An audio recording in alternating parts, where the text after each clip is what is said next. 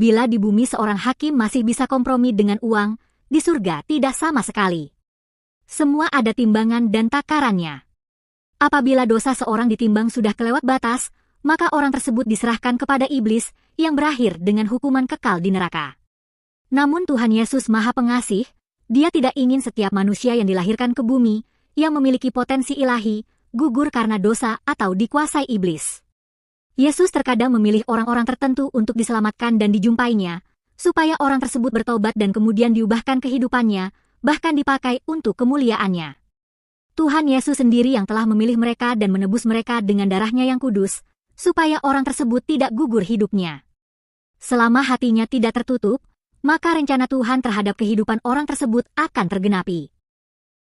Banyak manusia yang tadinya akan binasa karena dosa dan kejahatan mereka, namun Tuhan mengubahkan kehidupan mereka.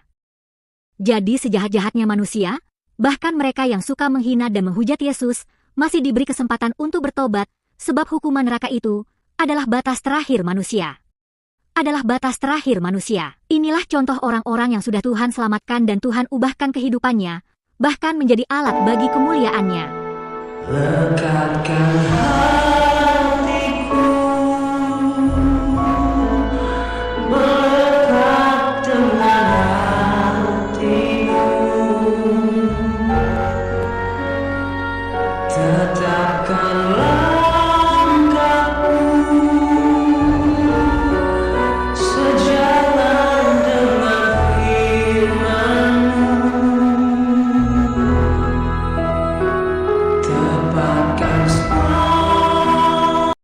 Namun tidak sedikit juga orang yang sudah menyanyiakan anugerah keselamatan yang sudah Tuhan berikan kepada mereka, menjadi berubah dengan hidup berkompromi kepada dunia atau mengikuti sistem dunia ini, dan akhirnya mereka kehilangan surga.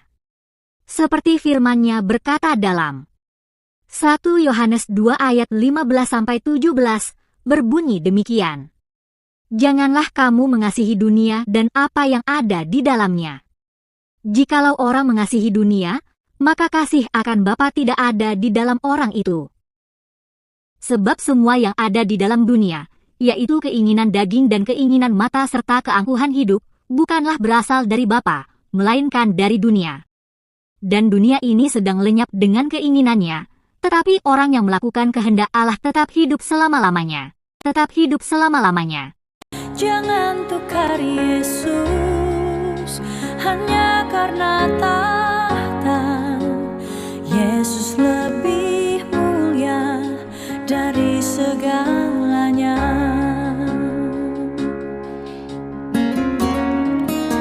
Jangan jual Yesus hanya karena